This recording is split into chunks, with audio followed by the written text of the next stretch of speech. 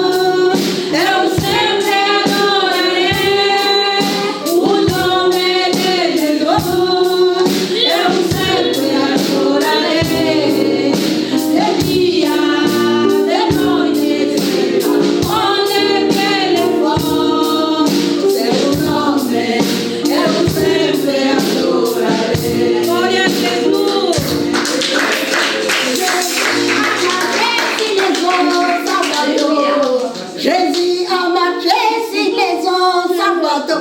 Oh, Jésus a marché sur les eaux sans bateau. Jésus a marché sur les eaux. Il a marché sans bateau, il a marché. Oh, il a marché. Oh, il a marché. Sans bateau, il a marché. Oh, il a marché. Sans bateau, il a marché. Sans bateau, il a marché. Sans bateau. Jésus a marché sur les eaux sans bateau. Jésus a marché sur les eaux sans bateau. Oh, Jésus a marché sur les eaux sans bateau. Jésus a marché sur les eaux. Oh, il a marché. Oh, il a marché. Oh, il a marché. Oh, il a marché. Oh, il a marché. Oh, il a marché. Oh, il a marché.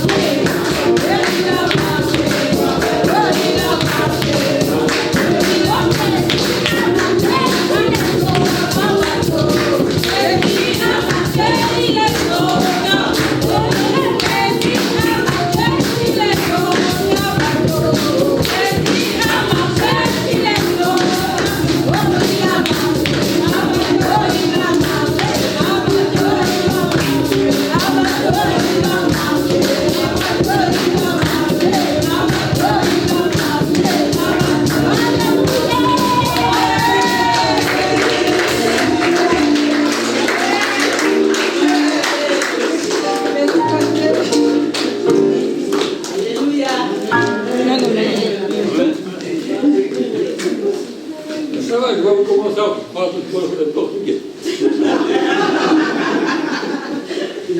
C'est pas n'importe quel portugais, c'est le portugais du Brésil en plus. Il n'a de salut en aucun autre. Amen. C'est pour ça qu'on adore Jésus. Parce qu'il n'a de salut en aucun autre nom. Car il est le seul nom qui a été donné parmi les hommes par lequel nous devons être sauvés. Amen. Les mots sont importants. En aucun autre. Il n'y a qu'un seul nom. C'est pour ça qu'on adore Jésus. Il n'y a pas d'autre. Jésus nous suffit, disait la chant.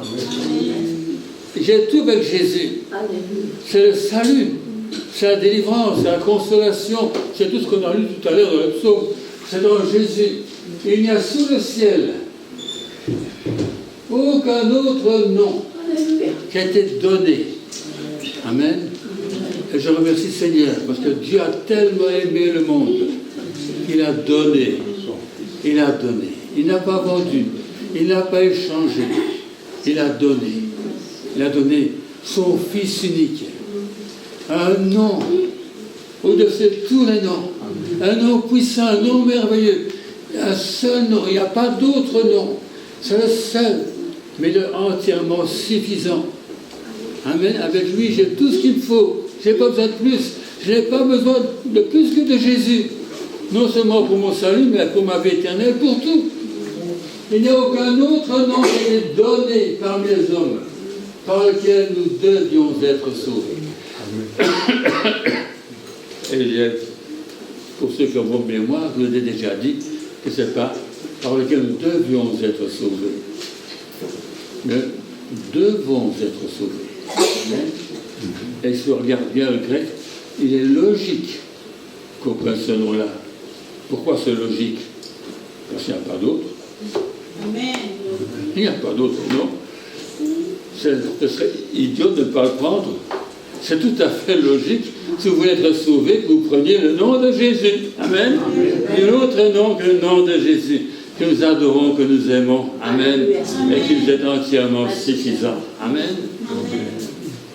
Et après, nul autre nom que le nom de Jésus n'est digne de louange, de gloire, de puissance et d'honneur, comme nos frères et sœurs ont chanté tout à l'heure. Amen.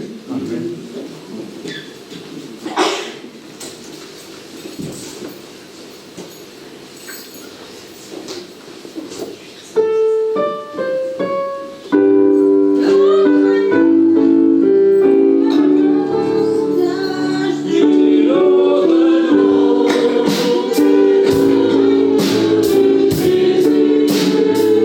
Jésus.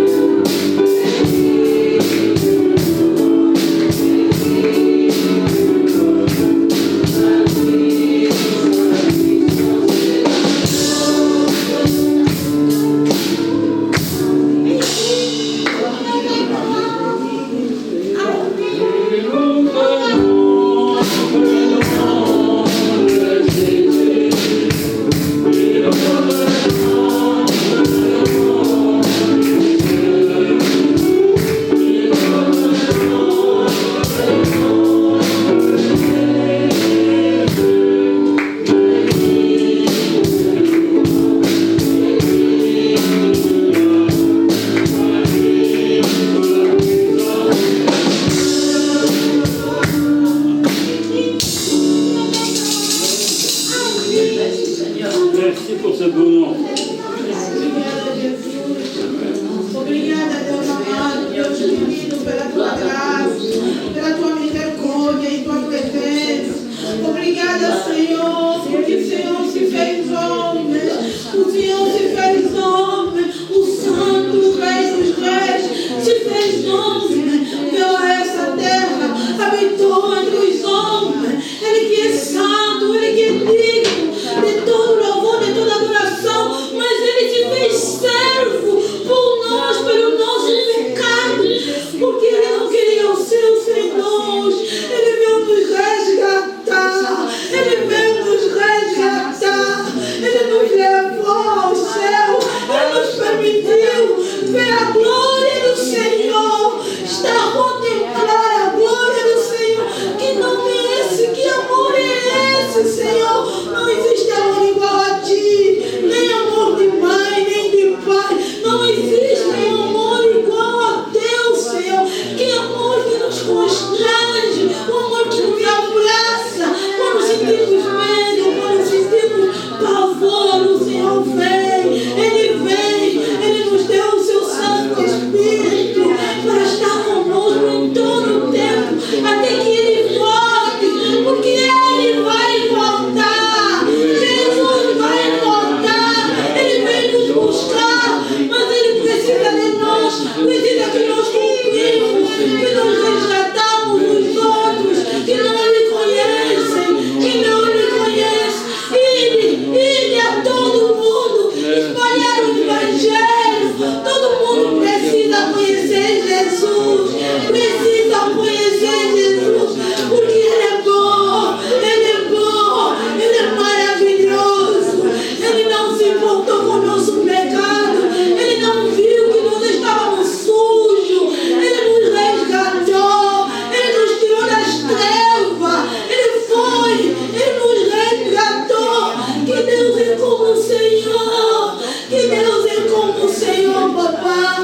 Obrigada, Jesus, obrigada porque o Senhor não se importou com o meu pecado, o Senhor me resgatou, Senhor. Obrigada, Senhor, porque hoje eu posso te adorar, eu posso te louvar, eu posso glorificar o teu nome, Senhor. Não é porque eu merecia mais do que os outros, mas é pela tua graça, é pela tua graça, Senhor.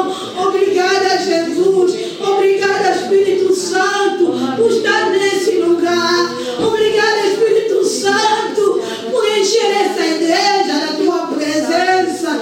Ele está aqui, Jesus está aqui, Espírito Santo habita neste lugar. Oh, Espírito Santo, continua a inundar tua igreja, continua a inundar tua igreja, continua, Senhor, estar neste lugar, papá.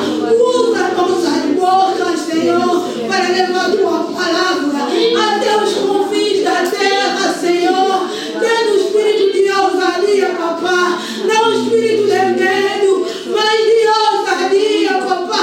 Usa-nos, Senhor. Oh Deus, purifica-nos, Senhor. Purifica-nos, Senhor. Purifica-nos, Senhor, para estarmos prontos para levar tua palavra, papá. Porque sem ti, Senhor, não conseguimos. Espírito Santo, sem você não conseguimos fazer nada. Precisamos de ti, Jesus. Precisamos de ti, papá. Eis aqui a tua igreja, papá. Tem sede de ti, como tem a seca, anseia por água, papá. Anseia em nossas vidas, em nossos corações, Senhor, anseando por ti, papá. No nome de Jesus. Obrigada, Senhor. Amém. On va participer à la scène. À nous, Jésus fut livré sur le pain du vin. Amen. Ils auront pris le pain et distribuent le vin, les deux d'ailleurs. Amen. Il dit, faites ceci en mémoire de moi. Chaque fois que vous apprenez, vous annoncez ma mort jusqu'à ce que je vienne. Et le Seigneur revient bientôt. Amen. Nous te remercions, Seigneur, pour ce pain. Faites ceci en mémoire de moi, dit Seigneur. Au nom de Jésus, notre Seigneur.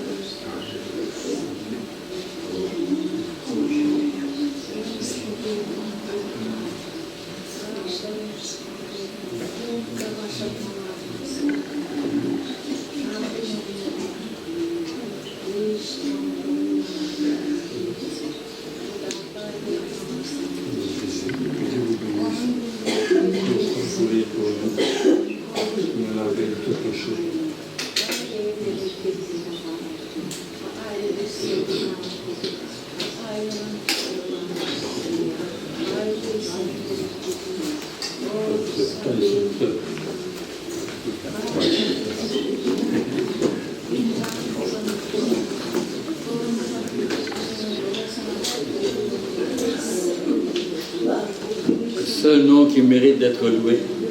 Il est digne d'être adoré, digne d'être loué, digne d'être exalté. Lui qui nous a sauvés, lui qui s'est abaissé pour mourir à notre place, le juste pour les injustes, le vrai pour les faux, le saint pour les pécheurs. Christ est mort à notre place sur la croix. Merci Seigneur Jésus. Alléluia. Merci Seigneur. Le sang de Jésus nous purifie de tout péché. Alléluia. Merci Seigneur. Alléluia.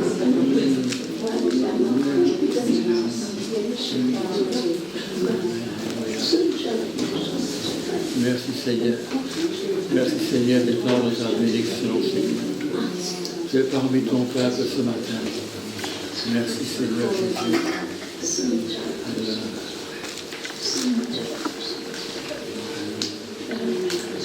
Merci Seigneur, alléluia. Oh, alléluia. Je vais louer Seigneur Jésus. Je vais t'adorer. Merci Seigneur. Merci Seigneur. Alléluia.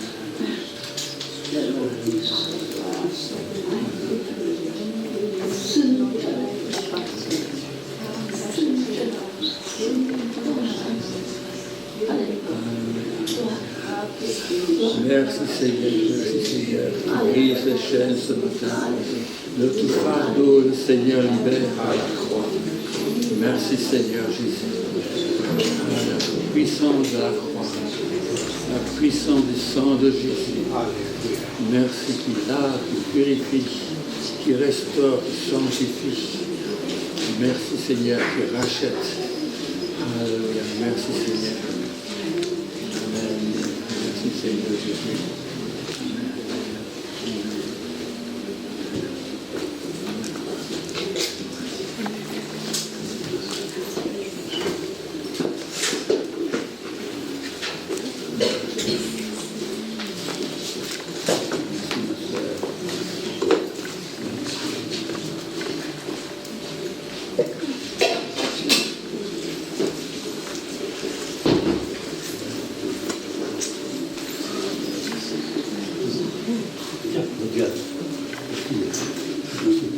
Voilà notre frère de passer pour l'offrande.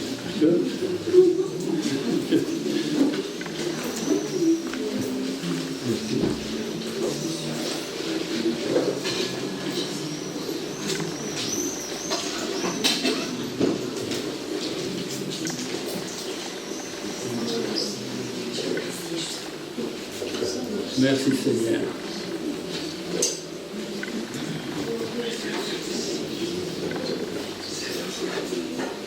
Il m'a pardonné, il m'a pardonné, Jésus m'a pardonné, il m'a pardonné, il m'a pardonné, Jésus m'a pardonné, il est tout pour moi, il est tout pour moi, Jésus est tout pour moi.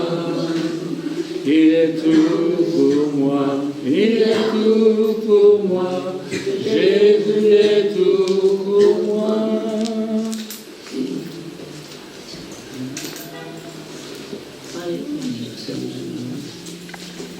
Alors,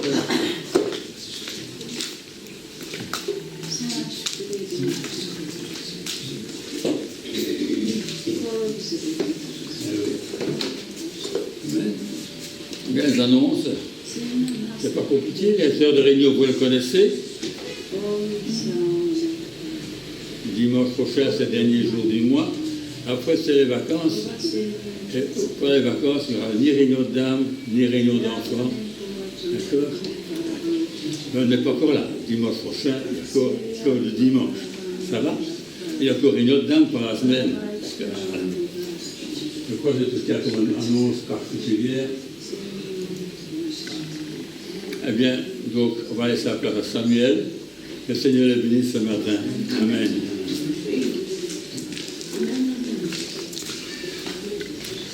Voilà comment ça va pour commencer l'été, là. Hein, ça vient de fait de venir aujourd'hui. Mais on a une pensée à ceux, pour ceux qui n'ont pas su venir aussi, hein, mais ils pourront regarder la vidéo et on prie vraiment que Dieu les bénisse et soit avec eux là où ils sont.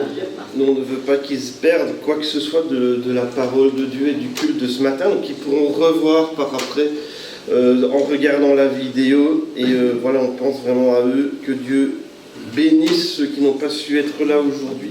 Je me dis que dans la Bible, il y a plein de questions que Jésus pose. Nous, on aime bien de poser des questions à Dieu, hein, ou de parler à Dieu, et on est encouragé à le faire. Mais on voit plein de fois où Jésus répond à des questions par des questions, et ça se trouve même dans l'Ancien Testament. Et on a peut-être 2-3 que vous avez qui sont connus. J'ai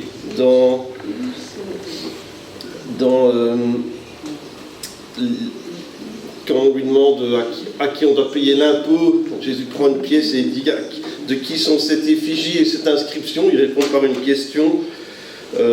Une autre, Matthieu 16,15, c'est une bonne question pour nous aujourd'hui aussi. J'espère que vous allez y réfléchir, mais dans Matthieu 16,15, Jésus dit « Qui dites-vous que je suis ?» C'est une question vraiment importante. Qui dites-vous que Jésus est? Dans Marc 4,40, pourquoi avez-vous peur? Que veux-tu que je fasse pour vous?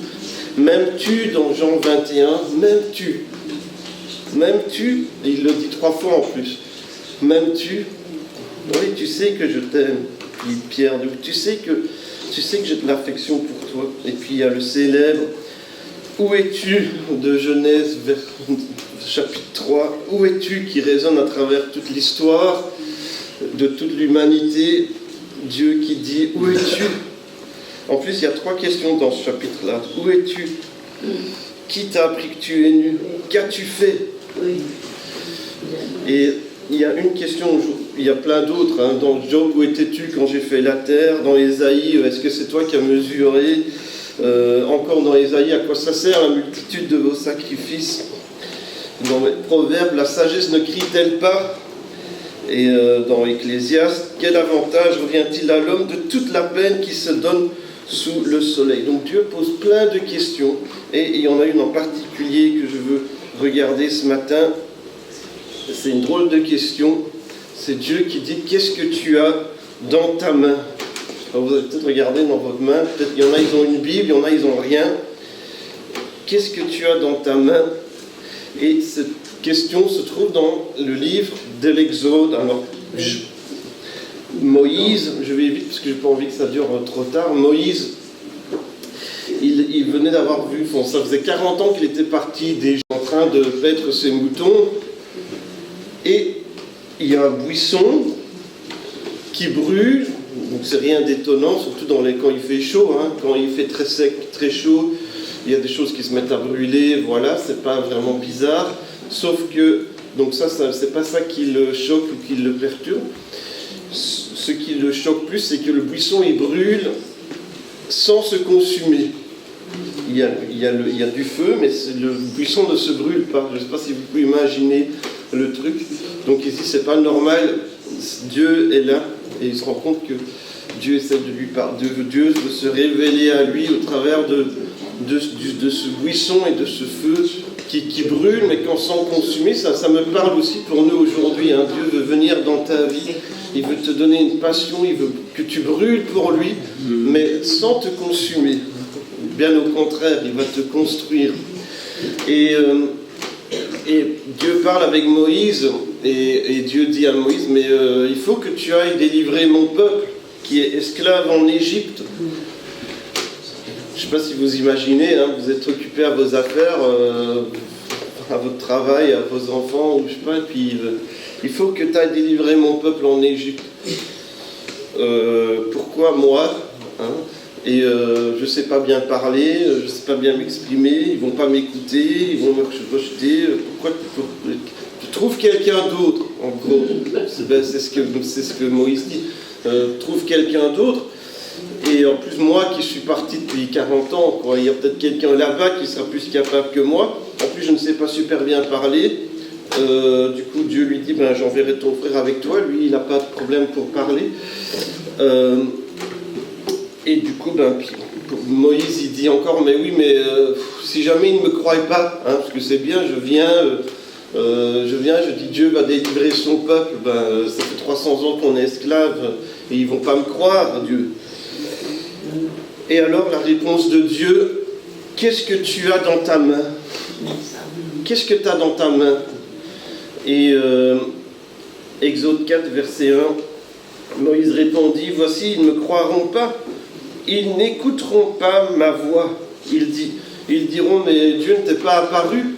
C'est normal, hein, c'est logique, hein, aujourd'hui aussi. Hein. Si vous arrivez quelque part et vous annoncez toutes sortes de choses, les gens ils vont dire, comment Dieu ne t'est pas apparu, hein. C'est toi qui inventes des choses. Et des fois, en plus, ça arrive souvent que des gens inventent des choses. Hein. On aimerait bien, hein, mais c'est pas toujours comme on imagine. L'Éternel dit, mais qu'est-ce qu'il y a dans ta main? Il répondit, mais un bâton. Un bâton, c'est rien d'intéressant, hein. C'est juste un morceau de bois qui peut-être le servait à marcher, peut-être à chasser les animaux sauvages, je ne sais pas. Il avait quand même 80 ans, hein. Donc peut-être que le bâton, ça l'aidait quand même. Jette-le par terre. Il le jeta par terre et ça devient un serpent. Et donc Moïse fouille devant le serpent, donc c'était vraiment un serpent, c'était pas juste quelque chose qui ressemble. Moïse, c'était un vrai serpent, il a fouillé. Il avait même oublié que c'était un bâton, quoi, au départ. Étends ta main, saisis-le par la queue. Il étendit la main, ce qui n'est pas une bonne idée normalement. Il le saisit et le serpent redevint un bâton dans sa main. C'est un miracle, non seulement qu'il soit devenu un bâton, mais qu'on puisse juste le reprendre sans que ça se retourne et que ça te morde. Voilà, c'est ça que je vais faire, dit Dieu. Qu'est-ce que tu as dans ta main? Et Dieu te dit peut-être ce matin, qu'est-ce que tu as dans ta main? Il y en a qui disent, j'ai rien du tout. Il y en a qui disent pas grand-chose. Il y en a qui disent, j'ai un petit peu, mais ça c'est pas assez. J'ai pas assez de temps. J'aimerais bien, mais j'ai pas le temps. J'aimerais bien, mais j'ai pas de force. J'aimerais bien, mais j'ai pas de compétences. Je sais pas bien parler. Hein. Ou je suis trop jeune, comme Jérémie. Hein. Ou je bégaye, ou comme d'autres. Je n'ai pas assez d'argent, hein, comme la plupart des missionnaires qui ont commencé des réveils et des œuvres incroyables. J'ai pas assez de foi. Hein. Je n'ai pas assez de foi, comme les disciples, hein, augmentent notre foi. Je ne suis plus assez jeune, hein, comme Abraham, peut-être, qui avait 90 ans, et sa femme riait, ou Moïse, ou plein d'autres. Je ne suis pas assez jeune, ou je suis trop jeune. Hein. Il y a plein de trop jeunes dans la Bible, hein, de Samuel, de Marie, et j'ai pas de travail. Comment tu veux que j'ai pas de travail? Je dois chercher du travail, puis quand j'aurai du travail, je pourrai venir à l'église, mais j'aurai plus le temps, puisque je devrais aller à mon travail. Je n'ai pas le temps, d'ailleurs. Je n'ai pas le temps, j'aimerais bien, mais j'ai pas le temps de servir Dieu. Et on vit dans une culture, on dit toujours, mais on regarde ce qu'on a, on dit c'est pas assez. Et c'est ce que Moïse, il a dû se dire, qu'est-ce que tu as dans ta main? J'ai un bâton, ça sert à rien, ça n'a aucune valeur, on ne peut rien faire avec un bâton. Et en plus, on compare souvent aux autres, on va regarder les autres, on va se dire, lui il parle mieux que moi, elle chante mieux que moi, un tel a l'air de réussir davantage, en plus on regarde sur les réseaux, hein, tel pasteur, telle église, tel chrétien, ça semble plus spirituel, hein, ça semble plus influent, ça semble réussir mieux que nous. Ça semble grandir, une famille regarde les belles photos de famille, tout a l'air toujours parfait, ils se disputent jamais. Hein. Ça, c'est les réseaux. Et pourtant, dans la Bible, Dieu ne demande jamais qu'est-ce qui te manque, pas souvent en tout cas. Dieu ne demande pas qu'est-ce qui te manque, il demande qu'est-ce que tu as. Oui, mais qu'est-ce que tu as? Nous, on dit toujours qu'est-ce qui nous manque. Mais là, Dieu ne te demande pas qu'est-ce qui te manque, il te demande qu'est-ce que tu as. Qu'est-ce que tu as déjà? Et Moïse, il avait un bâton dans sa main. Un bâton, un bête bâton, un outil de berger, un objet banal de la vie de tous les jours, un compagnon peut-être de quotidien. Et tous les matins, peut-être qu'il prenait son bâton, il partait. Tous les soirs, il déposait son bâton, il allait dormir. C'était juste un bâton. Mais pour Dieu, le bâton, c'est un instrument de délivrance. Un signe de la puissance de Dieu, un signe pour montrer que Dieu est réel, que Dieu est vivant aujourd'hui. Et un symbole que Dieu était là, qu'il était. Pourtant au départ c'était qu'un bâton, c'est pas un bâton magique, c'était pas un bâton spécial, c'était pas un bâton avec une onction, je sais pas, c'était juste un bâton. Peut-être qu'il l'avait trouvé il y a quelques jours par terre en se promenant. Mais quand on le donne à Dieu, Dieu peut utiliser un bâton pour manifester sa puissance, pour délivrer son peuple et toutes les choses qu'on sait qui va se passer, avec la mer qui va s'ouvrir et l'eau qui va sortir du rocher, et plein d'autres choses qui vont se passer, mais au départ, ce n'est qu'un bâton. Dans les mains de Moïse, il n'avait rien d'autre. Ce n'était pas impressionnant, mais dans les mains de Dieu, c'est extraordinaire. Ce que Dieu peut faire avec ce qu'on lui donne, qu'on pense, ce n'est pas grand-chose, mais donne-t-on pas grand-chose à Dieu, et tu verras, je te défie, donne ce que tu penses n'est pas assez à Dieu, tu vas voir ce qu'il peut faire dans ta vie. Il y a plein d'autres histoires dans la Bible, peut-être que vous en avez des idées. Moi, je pense à David. David, il avait une fronde, et il avait 3 morceaux, 3 cailloux. Je ne sais pas pourquoi il en a ramassé 3, parce qu'il n'en avait besoin que de une, mais il a ramassé 3 pierres. Hein. Et il a fallu qu'une pour tuer le géant. Saul veut lui donner son armure. David refuse. Pourtant c'était évident, hein. Tu vas attaquer. Déjà tu n'as pas de formation militaire. T'as pas l'air très. T'es pas un soldat. Hein. T'es pas. Voilà. Et bon, en plus t'es jeune, je sais pas quel âge il avait 17 ans ou 16 ans, ou je sais pas. Vous savez, les jeunes, ils peuvent être tout feu, tout flamme parfois. Il ne faut pas éteindre ça. Hein.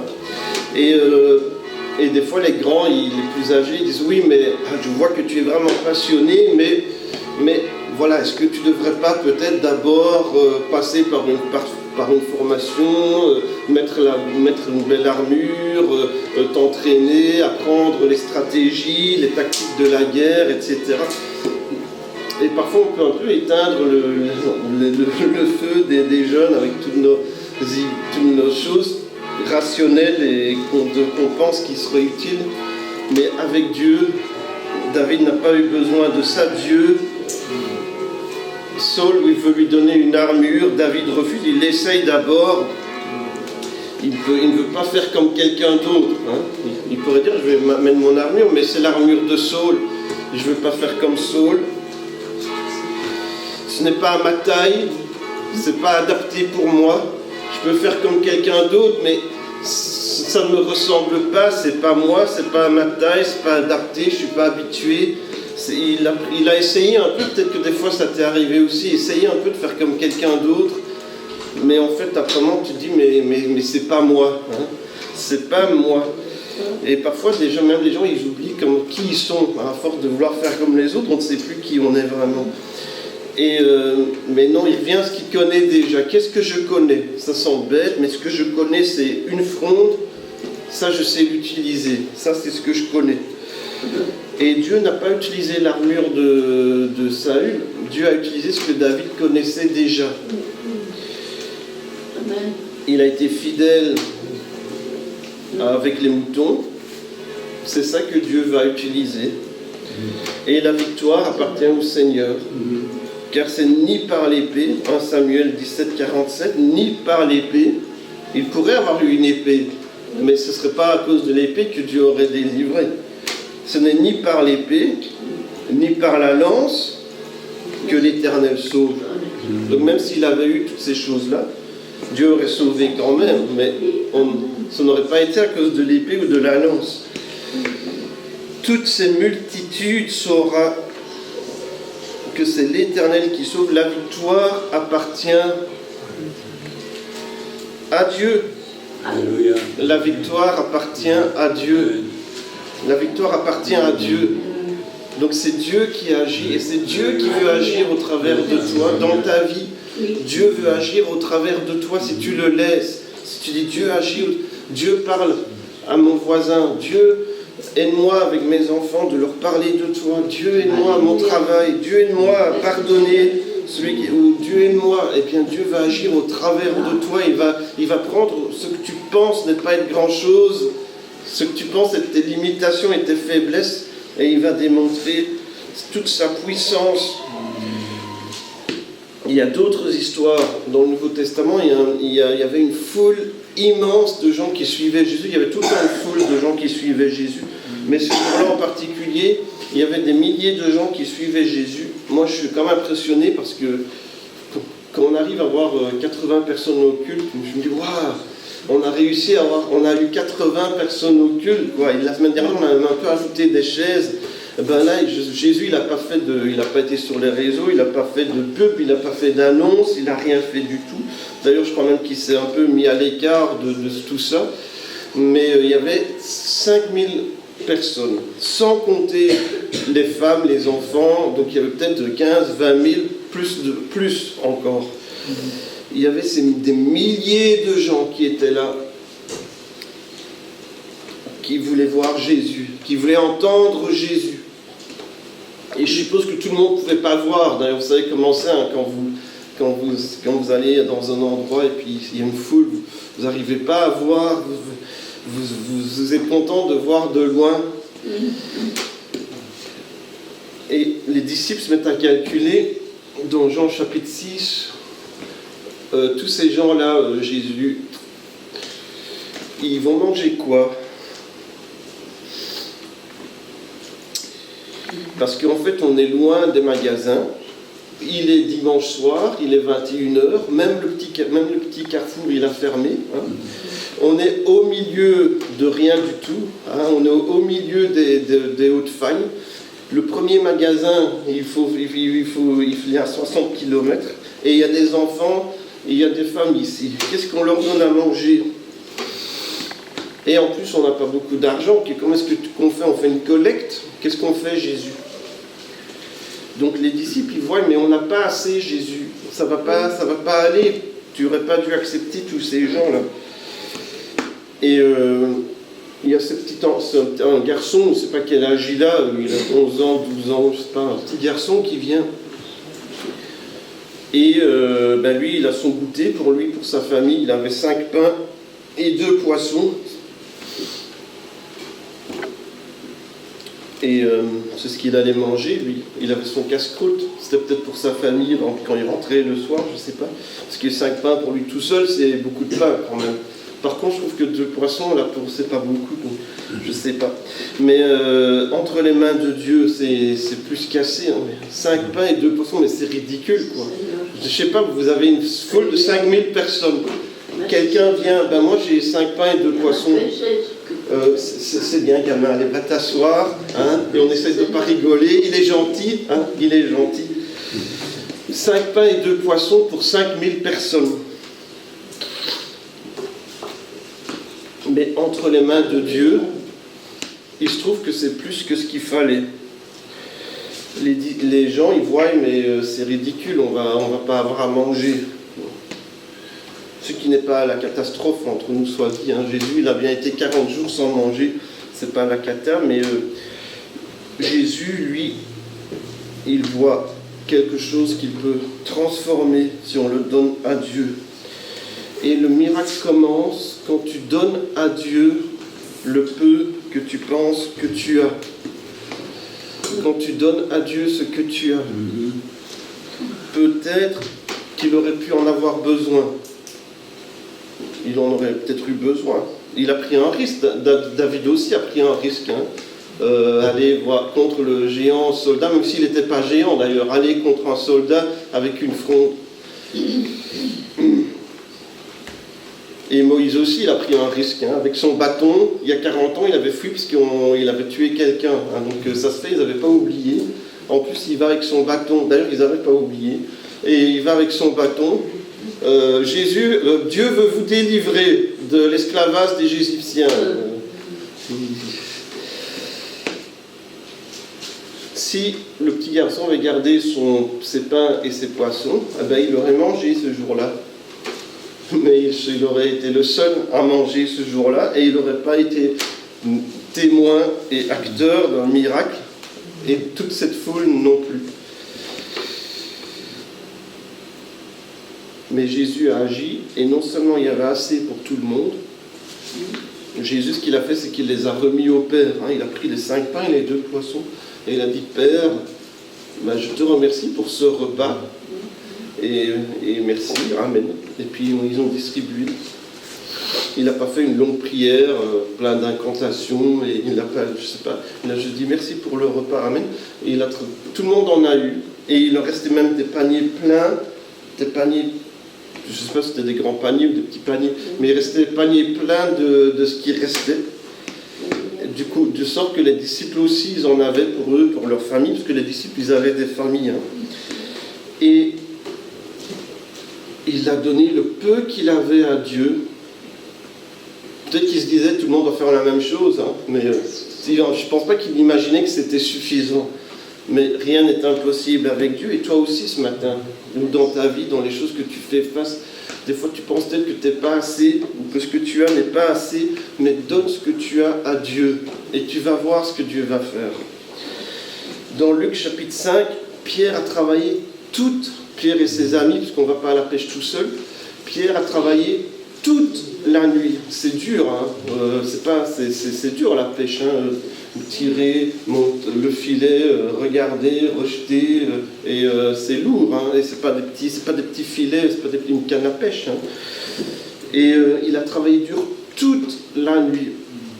Hisser les voiles, baisser les voiles. Enfin, c'est pas une petite promenade sympa. C'est dur. Et toute la nuit, jeter, tirer, regarder, rejeter, tirer. Toute la nuit, il n'y avait rien, pas de poisson, même pas un, les filets étaient vides. Ils étaient fatigués, et en plus, il fallait encore quand même nettoyer les filets, parce qu'il y avait des algues, il y avait des crasses. Il fallait quand même, après avoir rien pris toute la nuit, il fallait quand même encore nettoyer, donc ils étaient super frustrés, ils étaient très énervés. Je ne sais pas si ça vous est arrivé, vous avez travaillé, vous avez bossé, ça n'a servi à rien, et puis en plus après il faut encore ranger, terminer, ils en ont marre, et les filets ils sont vides, ils sont fatigués, ils sont frustrés, et puis voilà que Jésus arrive, retourne avec ton bateau et jette encore tes filets. Jésus, ça fait toute la nuit, nous on est des pêcheurs, toi t'es quoi? Toi t'es charpentier, c'est ça? Nous on est des pêcheurs, toi t'es charpentier. Ça fait toute la nuit qu'on pêche, on n'a rien reçu, et toi tu viens, tu es charpentier, donc tu n'as rien à voir avec la pêche, peut-être que tu as à voir avec la construction de mon bateau, je ne sais pas, mais tu ne sais pas comment on pêche, et moi ça fait toute la nuit que je pêche. Ça paraît pas logique, non?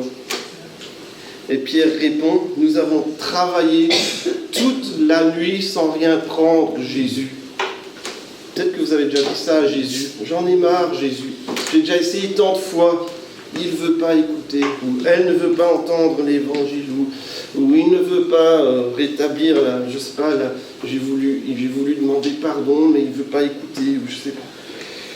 J'ai essayé encore avec mon patron, ou avec le prof, ou le collègue, ou le voisin, ou mes enfants.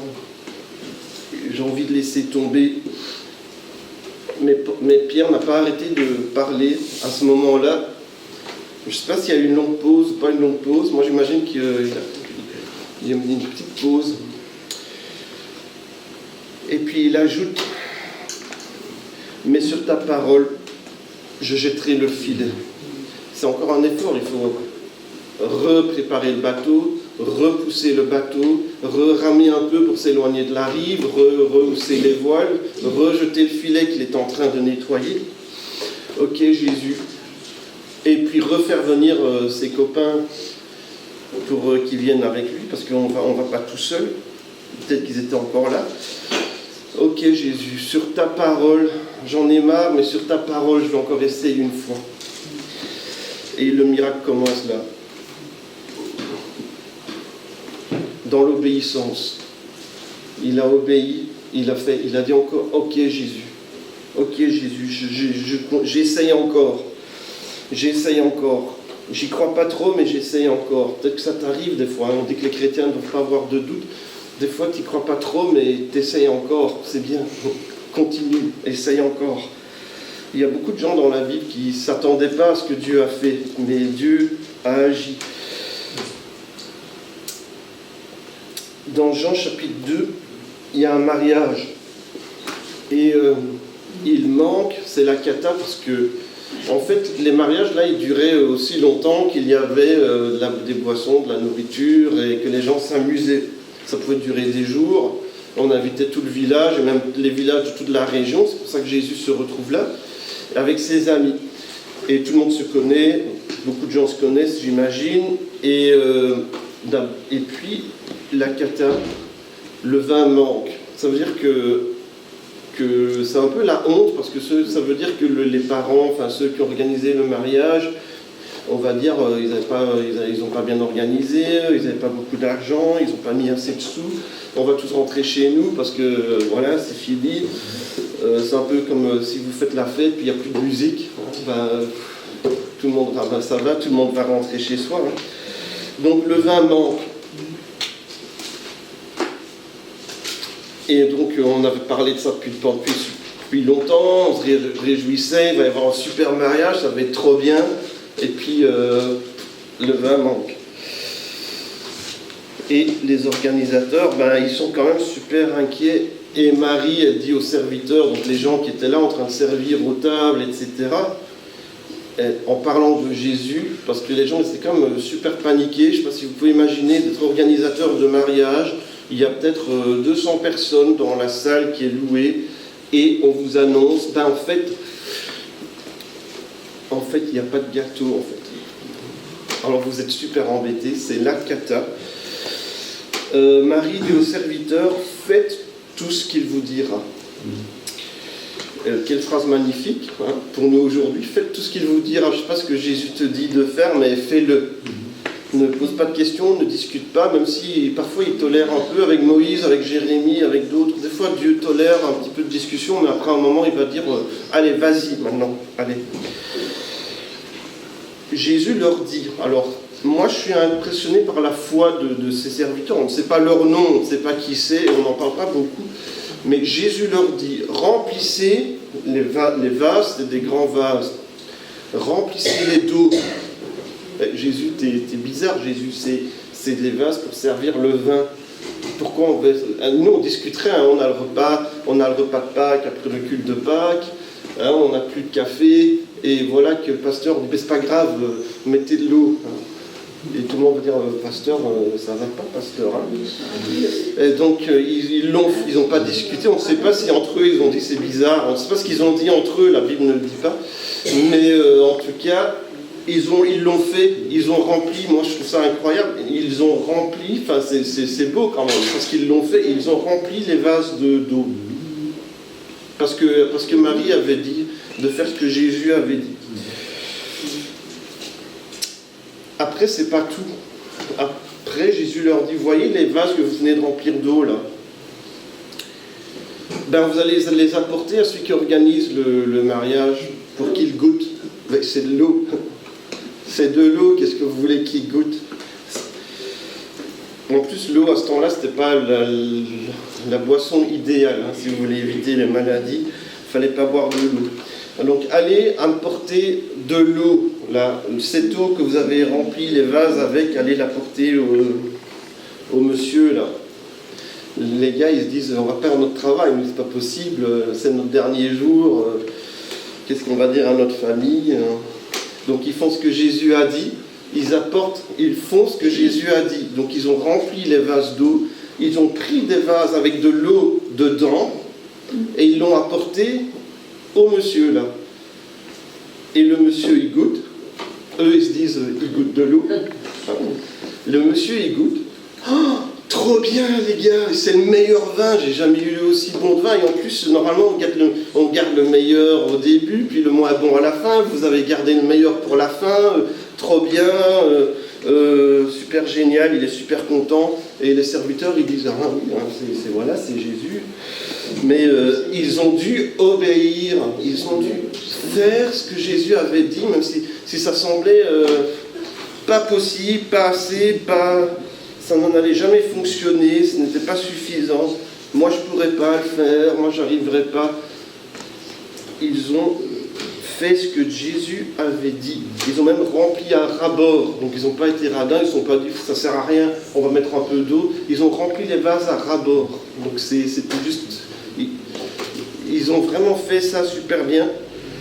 Eh bien, ils ont eu autant de vin qu'ils avaient mis d'eau. Hein. S'ils avaient mis 3 gouttes d'eau, ils auraient peut-être eu 3 gouttes de vin, j'en sais rien. Ils ont obéi et Dieu a agi. Pierre, sur ta parole, je jetterai le filet. Et puis, les serviteurs, nous, on va remplir les vases, on va faire tout ce qu'il nous dit. Et ça semble étrange à chaque fois, mais le miracle suit l'obéissance. Le miracle suit l'obéissance. Peut-être qu'il faut retenir ça. Le miracle suit l'obéissance. Tu veux un miracle dans ta vie, ben le miracle suit l'obéissance. Il y a des gens qui disent quand Dieu aura fait un miracle, alors je viendrai à l'église, je raconterai mon témoignage, je vais prier, je vais faire plein de choses. Hein. Et puis quand le miracle est venu, on oublie qu'on avait dit ça. Peut-être pas, mais souvent dans la Bible, c'est l'obéissance d'abord, le miracle après. Et même s'il n'y avait pas de miracle, des fois Dieu te demande, et si jamais il n'y avait pas de miracle, est-ce que tu continuerais de m'obéir et de me suivre quand même? C'est l'histoire de Job. Mais je ne vais pas vous la raconter ce matin, je pense que vous la connaissez. Hein. Voilà. Il y avait un monsieur, il s'appelait Hudson Taylor. Alors en 1853, il est parti en Chine. Il n'avait aucun support. Il n'avait pas, parce que normalement, pour partir en mission, il fallait déjà au 19e siècle, il fallait quand même un soutien d'une agence missionnaire du pays où on était. En Angleterre, il y avait des grosses agences missionnaires déjà à l'époque, c'était un peu le début. Et ils envoyaient des missionnaires pour apporter l'évangile en Afrique, en Inde et dans d'autres endroits. Et avec des bonnes choses et des moins bonnes choses qui se sont passées aussi. Mais Hudson Taylor, lui, il avait à cœur, il fallait qu'il aille en Chine, c'était vraiment fort chez lui, et il n'a eu aucun support, il n'y a personne qui croyait en lui en Angleterre, tout le monde disait non, ça ne sert à rien, on ne va pas te supporter, on ne va pas te soutenir. Et donc il a dit tant pis, j'y vais quand même. Sans garantie. Et puis, en fait, il a fait différemment de ce que les missionnaires font souvent, parce qu'il a commencé à s'habiller comme eux, il a même fait ses cheveux comme eux, et puis il a appris leur langue, il a commencé à vivre vraiment comme les gens là-bas. Et puis il dit à un moment donné, dans un livre qu'il a écrit après, « L'œuvre de Dieu accomplie à la façon de Dieu ne manquera jamais des ressources de Dieu. L'œuvre de Dieu accomplie à la façon de Dieu ne manquera jamais des ressources de Dieu. Dieu va toujours pourvoir, si tu fais ce que Dieu t'a demandé de faire, il va toujours pourvoir d'une façon ou d'une autre. Donc parfois on se dit, ben, j'ai pas grand-chose. Parfois on se dit aussi, ben, il y a quelque chose, mais c'est pas grand-chose, c'est petit. Et on se décourage, on se dit ce qu'on a est petit. Mais Jésus dit dans sa parole, ne méprisez pas les petits commencements, dans Zacharie 4, ne méprisez pas les petits commencements, parce que Dieu fait grandir, Dieu peut multiplier, puis c'est pas parce que c'est grand que c'est bien, hein, non plus. Ne méprisez pas les petits commencements. Les gens étaient en train de construire le temple. Et alors, en fait, il y avait des gens qui étaient plus âgés, qui avaient connu comment c'était à l'époque, comment c'était avant. Hein, vous savez comment les gens âgés peuvent parler. Hein. Déjà, moi, je m'y prends parfois à dire « Ah oui, je me souviens, en 1993, puis je me rends compte, comment je parle comme si j'étais vieux. Hein. En 1993, je me souviens, c'était il y a 36 ans, 33 ans, c'est ça, non? Et donc les gens, ils disent, ah, c'est bien le temps, mais l'ancien temple, celui qui a été détruit, mais on l'a connu, nous, parce que les anciens, ils avaient connu l'ancien temple quand ils étaient jeunes. Ah, il était plus beau. Ah, c'était plus grand avant. Ah, c'était mieux décoré. Ah, il y avait plus de monde qui venait, c'était pas comme maintenant. Et donc c'est ça qu'ils disaient, alors que les gens, ils étaient en train de construire et de faire des efforts pour essayer de construire quelque chose. Vous avez des gens qui disaient, ah, c'était plus beau avant. Ah, c'était mieux avant. Ah, c'était plus joli, c'était plus grand. Ah, c'est pas comme le temple d'avant. Mais ne méprise pas les petits commencements, même si tu penses que c'est pas comme avant, ou que c'est plus petit, ou que c'est plus... Dieu agit en son temps. Et si Dieu veut que ce soit petit, c'est pas grave. Ne méprisez pas ce que je suis en train de reconstruire. Parce que quand tu méprises ce que des gens essayent de faire pour Dieu, tu méprises ce que Dieu est en train de faire. Ne méprise pas ce que je suis en train de construire. Ne méprise pas ce que Dieu est en train de reconstruire. Peut-être dans ta vie aussi, tu penses que Dieu commence petit, qu'il ne fait pas grand-chose. Dieu fait quelque chose, même si ce n'est pas grand-chose. Et il y a plein de gens dans l'histoire qui ça n'a pas fonctionné pour eux, mais ils ont persévéré quand même. Hein. Il y a des noms un petit peu connus dont vous avez entendu parler. Il y a monsieur Walt Disney, par exemple. Peut-être qu'il y en a qui ont entendu ce nom-là. Combien de fois il a été rejeté? On lui avait dit qu'il manquait de créativité. Voilà, donc il a commencé sa propre boîte, il a inventé Mickey, puis vous connaissez la suite. Monsieur Edison, il a raté des milliers de fois. Il a voulu inventer une ampoule. Il y avait déjà l'électricité, il voulait inventer une ampoule qui dure plus longtemps, qui soit plus stable et qui coûte moins cher, qui soit plus efficace, etc. Il avait échoué, je ne sais pas, des dizaines de milliers de fois, je crois que j'exagère même pas. Et on lui a posé une question, mais ça vous a pas découragé, vous, tous ces échecs, et puis vous reprenez, vous continuez de croire en votre projet, c'est pas un bon projet, ça ne va pas réussir, vous n'êtes pas découragé à chaque fois que vous ratiez. Et il disait, mais je ne ratais pas, j'apprenais juste comment il ne fallait pas faire. J.K. Rowling qui a inventé Harry Potter, alors on aime ou on n'aime pas, mais elle a, je ne sais pas aussi, 10 fois, ou je ne sais pas combien de fois, elle a été rejetée aussi. Plein de gens ont reçu des rejets, des non, vous n'êtes pas à la hauteur, ou non, ça ne convient pas, ou non, c'est... Et puis après, en fait, c'est ceux qui ont dit non qui avaient tort. Hein. C'est pas l'importance de ta foi, la grandeur de ta foi qui compte. C'est en qui tu mets ta foi, et c'est ta fidélité. D'ailleurs, fidélité et foi, c'est des mots similaires. Hein. La fidélité et la foi, ça va ensemble. D'ailleurs, je crois même que dans certaines langues, c'est le même mot. Ce qui compte, c'est en qui tu mets ta foi et que tu continues d'être fidèle. Et Dieu agit. Si vous avez de la foi, dit Jésus, comme un grain de moutarde, c'est pas grand, un grain de moutarde. Hein, ceux qui ont déjà vu, maintenant qu'on achète de la moutarde, on arrive encore à trouver de la moutarde avec des grains. Hein. Ben, c'est minuscule, c'est tout petit un grain de moutarde.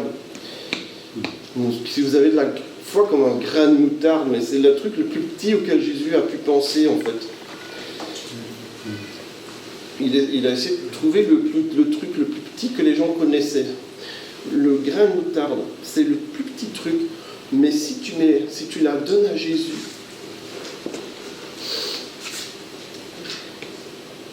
il n'y a pas de limite. Un grain de moutarde, un arbre, des fruits qui donnent des autres fruits, qui donnent des autres fruits, il n'y a pas de limite. Tu le donnes à Jésus, tu vas voir ce qu'il peut faire. Il ne parle pas d'avoir une foi gigantesque, Jésus, il parle d'avoir une foi minuscule. Quelle est la taille de ta foi? Ce n'est pas la bonne question. La question, c'est en qui ou en quoi places-tu ta foi? Et parfois, on place notre foi en nous-mêmes ou en nos capacités, en nos limites. On se dit, j'arriverai pas, je ne sais pas le faire. Tu places ta foi dans tes limites. Place ta foi en Jésus. Une petite foi dans un grand Dieu peut accomplir plus qu'une immense confiance en soi. Parfois on dit, il faut avoir confiance en toi, il faut croire en toi. Moi, je te dis qu'avoir une petite foi dans un grand Dieu, c'est mieux. Mets ta foi en Dieu, mets ta confiance en Dieu, appuie-toi sur Dieu, accroche-toi à Dieu. Ne regarde pas que ce que tu as. Si tu regardes à ce que tu as, tu vas dire j'ai pas grand-chose, ou au contraire tu vas dire moi j'ai beaucoup donc j'ai pas besoin de Dieu. Mais regarde à Jésus et il n'y a pas de limite. Il n'y a pas de limite à ce que Dieu peut faire. La Bible dit que rien n'est impossible avec Dieu. C'est tout ce qu'il demande, c'est donne-moi ce que tu as. Si tu n'as rien, ben donne-moi toi, donne-moi tout. D'ailleurs, ton cœur, c'est tout ce qu'il n'a jamais demandé en fait. Donne-moi ta vie. Rien n'est impossible avec Dieu. Alors dans l'histoire du temple, ils étaient un peu découragés que c'était petit. Parfois on a aussi l'impression que ça s'éteint, qu'il y a quelque chose qui est en train de disparaître. Alors on est un peu découragé. Mais dans Ésaïe, et Jésus reprend le verset, Matthieu 12, verset 20, mais c'est Jésus qui cite Ésaïe, parce que Jésus connaissait la Bible. Et comme moi je cite la Bible aujourd'hui, Jésus citait aussi la Bible. Et alors il cite Ésaïe et il dit dans Matthieu 12, verset 20, il n'éteindra pas le lumignon qui fume encore. Donc même s'il y a même plus, il y a une bougie, vous voyez même plus vous avez même plus de flamme, c'est juste de la fumée. Un lumignon qui fume encore. Il y a encore de la fumée, il y a peut-être un petit point rouge. Ah, ça ne sert plus à rien. Ça sert plus à rien, il faut l'éteindre, ça ne sert plus à rien. Il n'éteindra pas le lumignon qui fume encore. C'est presque plus une flamme, on ne peut même pas dire que c'est une flamme. Et ça vacille, peut-être une petite flamme qui vacille. Ah, avant, il faisait des grandes choses pour Dieu, il a cru, il avait la foi, il a été baptisé, ou elle a été baptisée. Maintenant, il n'y a plus grand-chose, il a été découragé, peut-être qu'il a traversé des choses où elle, dans la vie, il y a des choses de la vie qui peuvent nous décourager, ou nous distraire, ou nous faire aller dévier dans d'autres directions. Parfois, on est tellement occupé avec les choses qu'on fait, que ce soit notre travail ou notre famille, nos enfants, puis le temps passe vite, et puis on se dit, mais en fait, je rêve, ou ça fait super longtemps, en fait, qu'en fait, la dernière fois que j'étais passionné pour Jésus. Dans l'Apocalypse, il dit, revenez à votre premier amour, quand vous brûliez pour Dieu, comme ce buisson qui brûlait sans se consumer. Remettez Dieu au centre, recadrez les choses. Ça ne veut pas dire qu'on fait des mauvaises choses. Travailler, c'est pas mauvais. S'occuper de sa famille, c'est une bonne chose.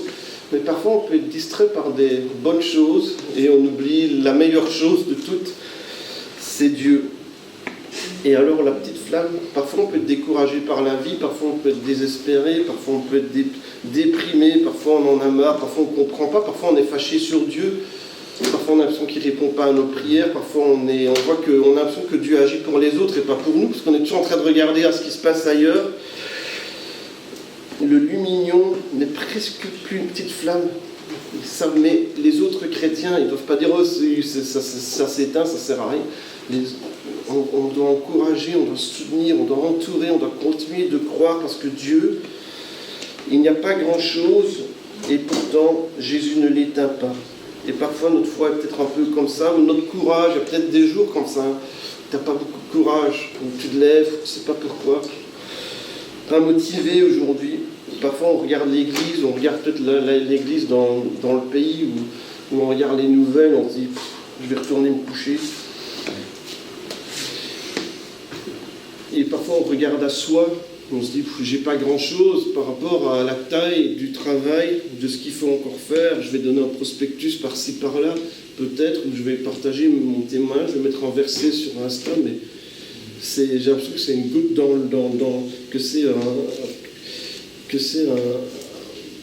une goutte dans l'eau, ça sert à rien ça. Le Seigneur ne dit pas reviens quand tu seras plus fort, ou quand tu seras plus saint, ou quand tu seras un meilleur chrétien. Il n'y a pas ça dans la Bible. Par contre, Dieu dit je ne vais pas t'abandonner, je suis avec toi, tout pouvoir m'a été donné, va avec la force que tu as, c'est ce qu'il a dit à Gédéon, va avec la force que tu as et moi je serai avec toi.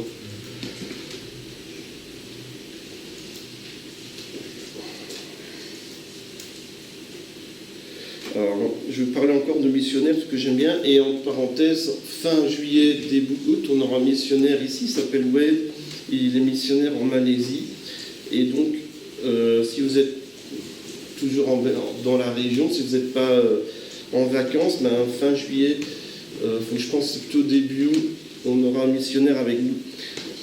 Donc en 1793, il y a un monsieur qui s'appelait William Carey, il est parti en Inde, et ça ne ressemblait pas du tout à un grand succès, comme on entend parfois, le missionnaire, les grands réveils. Il a eu des problèmes financiers, comme beaucoup de missionnaires. Nous, ce qu'on voit, c'est ce qu'on voit à la télé, le gars qui prêche, c'est bien, mais on ne connaît pas les combats derrière, les sacrifices qui ont été faits dans son passé, ou peut-être même aujourd'hui. L'opposition de certaines autorités coloniales, la maladie, l'isolement, la mort de plusieurs proches. Il a eu des gros problèmes familiaux, de santé de son épouse et plein de trucs, et il se sentait seul, il était en Inde, il n'y avait presque pas de résultats. Il a fallu 7 ans, il était en Inde pendant 7 ans avant qu'il y ait le premier baptême. Donc, je sais pas, je vais vous imaginer, vous êtes dans un autre pays pendant 7 ans, vous n'avez que des ennuis, des conflits avec les autorités, des problèmes d'argent, votre épouse est malade, des autres gens sont malades, des gens sont malades à la maison en Angleterre, mais il ne sait pas y retourner parce que c'est trop loin et c'est trop cher, et personne ne donne sa vie à Jésus. Pendant 7 ans. Mais il y en a après 2 ans, même 1 an, ils font leur bagage, ils s'en vont. Et c'est logique. Pendant 7 ans, il continue, il annonce l'évangile, il persévère, il prie, il croit en Dieu, il pleure beaucoup à mon avis. Et puis il y a un baptême en l'an 1800. Beaucoup disaient que ça ne fonctionnerait pas.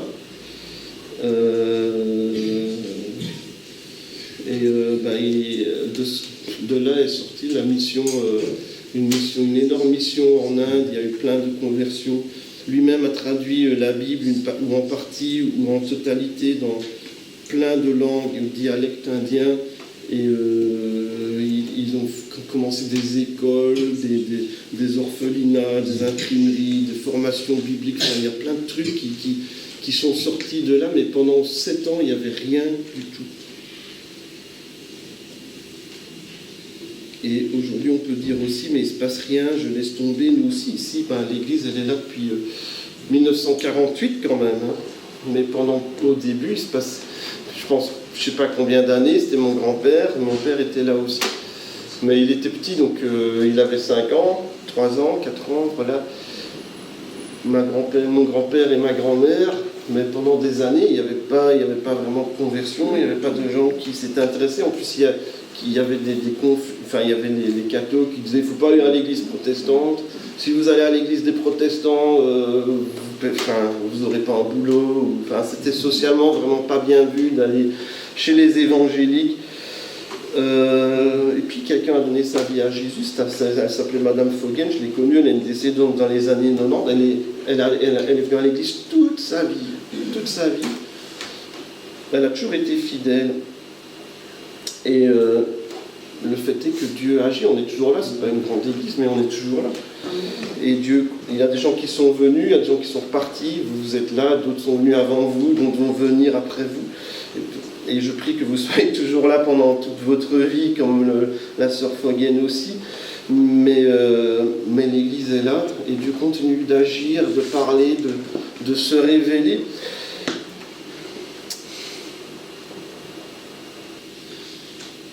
Et aujourd'hui, on continue d'être fidèle. Et Dieu continue d'agir. Va avec la force que tu as, c'est ce que Dieu avait dit à Gédéon, qui lui aussi était jeune, c'était sûrement un ado ou un jeune adulte aussi. Il se décrit, la Bible dit que c'était le plus petit de la plus petite tribu, du plus petit clan, du plus petit, tout le plus petit. Et c'est lui que Dieu choisit. Et donc lui, il dit, ouais, t'es sûr, Dieu, que tu t'es pas trompé. Mais voilà, va avec cette force que tu as. Et évidemment, il pensait qu'il n'en avait pas beaucoup, mais Dieu serait avec lui. Dieu était avec lui. C'était quelqu'un qui restait caché, qui faisait son travail la nuit pour ne pas que les ennemis viennent prendre. C'est ce que tout le monde faisait. Il avait des doutes, il posait des questions. C'était pas le héros type. Hein. Et pourtant, Dieu l'appelle. Alors, il avait cette grande armée, il avait 32 000 hommes. C'est bien. Dieu dit, c'est trop. Il réduit à 10 000. Il réduit à 300. C'est pas assez. Même 10 000, c'est pas assez. Ça devient vraiment impossible de pouvoir avoir la victoire. Peut-être même que 32 000, c'était pas encore sûr de gagner, humainement parlant. Dieu réduit encore, il ne peut pas s'appuyer, il ne peut pas dire c'est grâce à mon armée que j'ai gagné. C'est grâce à Dieu que nous gagnons. C'est Dieu qui donne la victoire. Et dans ta vie aussi, quand je suis faible, dit Paul, dans 2 Corinthiens 12, 9, parce que même les apôtres, comme Paul, peuvent dire des fois je suis faible. Des fois je suis faible. Et Paul n'avait pas honte de dire des fois je suis faible. Mais quand je suis faible, je suis fort, pas parce que je suis fort, parce que je m'appuie sur lui. Et lui, il est fort. Je m'appuie sur Dieu et lui, il est fort. La faiblesse devient l'endroit de la grâce de Dieu. Et c'est là qu'elle apparaît le plus clairement. Comment est-ce qu'on peut expliquer autrement ? Plus je suis faible et pourtant il se passe des grandes choses, c'est Dieu. C'est la grâce de Dieu. Je ne suis pas parfait, je fais des erreurs, mais pourtant, Dieu agit. Parce que quand je suis faible, la puissance de Dieu est encore plus évidente, encore plus claire, encore plus manifeste. Et c'est la grâce de Dieu parce que je suis obligé de me reposer sur lui. Je suis fatigué, je suis faible, je ne suis pas fort, je ne suis pas capable, je ne suis pas parfait. Je me repose sur lui, je suis obligé de me reposer sur lui. Mais alors que tu te reposes sur Dieu, il fait des exploits, il fait des grandes choses. Et chacun devait faire lui. Hein. David n'était pas Moïse. Pierre n'essaie pas de faire comme Paul, ou Paul se dire je vais faire comme Pierre. Jean ne s'est pas dit moi je vais faire comme Jacques. Hein. Chacun, Dieu les a utilisés selon leurs capacités, dans leur contexte particulier, avec leurs capacités particulières. Nous sommes son ouvrage, nous sommes l'œuvre de Dieu. Ce qu'il est en train de faire dans nos vies, c'est lui qui le fait, et il veut faire des choses au travers de nous. Et il n'y a que toi qui peux être toi. Hein. Des fois, on a envie de se dire, moi je vais faire comme lui, ou ça a l'air bien, je vais faire comme un autre. On peut s'inspirer, hein, et on peut avoir des idées des autres, mais au final, il n'y a que toi qui peux être toi, comme toi. Personne ne peut être toi aussi bien que toi. Et personne ne peut vivre exactement l'appel que Dieu t'a confié comme toi. Personne ne peut être toi à ta place, personne ne peut parler aux gens que tu connais comme toi. Personne ne peut vivre les choses que tu vis comme toi, il n'y a que toi. Et Dieu t'a mis là où il t'a mis parce que c'est toi, parce qu'il a besoin de toi. Tu vas avoir des relations, des contacts avec des gens, des occasions, des circonstances, à ton école, à ton lieu de travail, dans les choses que tu vas faire dans la vie. Et Dieu te connaît, Dieu veut t'utiliser. Moïse n'avait qu'un bâton, David n'avait qu'une fronde, Pierre, avec ses filets, il en avait un peu marre. Le petit garçon, là, il avait juste son repas, et les autres, ils avaient leur vase d'eau. Mais ils ont obéi à Dieu, ils ont été fidèles, et Dieu a multiplié, Dieu a agi. Et je vais vraiment vous encourager ce matin à dire ce que j'ai, je le donne à Dieu. D'ailleurs, c'est Jean-Baptiste qui dit, et on va conclure avec ça, Jean 3, verset 30, que Dieu prenne toute la place dans nos vies. Hein. D'ailleurs, qu'il prenne toute la place dans nos vies, que ce soit tout lui. Jean 3, verset 30, il faut qu'il grandisse, il faut qu'il croisse. Il faut qu'il prenne plus de place et que je diminue. Plus de place pour Jésus et que moi, je prenne moins de place. Parce qu'au bout du compte, le vrai miracle, c'est pas le bâton. Le bâton n'était pas important, ou les filets, ou la fronde, ou les tables de la loi, ou d'autres choses.